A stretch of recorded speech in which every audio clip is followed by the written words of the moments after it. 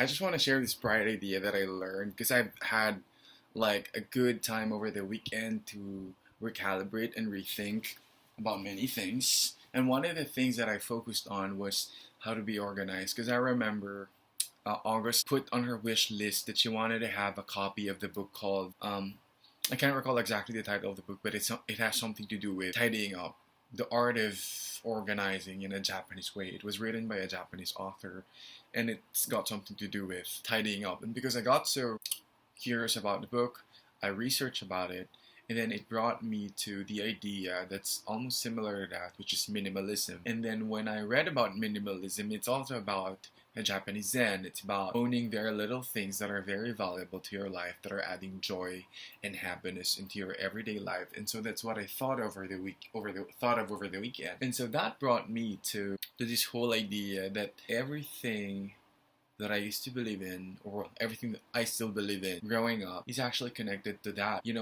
Most of the time, all it takes is for us to sit down in the quiet and realize what we really want in our lives and what we really think of life in general and what makes our hearts flutter. And what I realized over the weekend is that because I grew up as a Christian church kid, I've always thought about living a life that doesn't heavily rely on being materialistic or heavily relying getting joy out of material things. And every time that I would think about that general idea of not to be materialistic, is that I keep hearing this song in my head. I think the title of that song is Rescue. It's a Christian song, and it goes like, "This world is nothing for me, I will follow you." And the very line that it says that this world has nothing for me is very much deeply rooted to what I believe in growing up.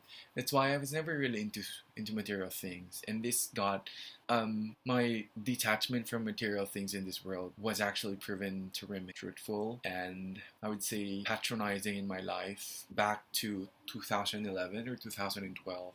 That was when there was an inside job robbery that happened in this very place in my house. A group of men took over the house. I mean, not took over the house, but came inside the house, unlocked all the doors, forced themselves in. But nobody was here, so no need to panic in that thought. But they broke in the house and they took all the material things that are important to me back then, including my laptop, my computer, my cell phone. They rummaged through my gadgets. They even took branded stuff like bags and clothes and just took everything away from me. And so I was devastated and I couldn't sleep for quite some time because I was haunted by the thought that, dude, someone was just here in my room and took all my stuff. And I think the robbers probably thought that my room was the master's bedroom because this was the first room in the house when you enter. This is the first room in the house when you enter. They probably thought that it's the master's bedroom. And my sister's room back then was full of a lot of toys because Kayla was still very young back then. She was still a baby, and so she had a lot of toys, and there were a lot of stuffed toys that were on display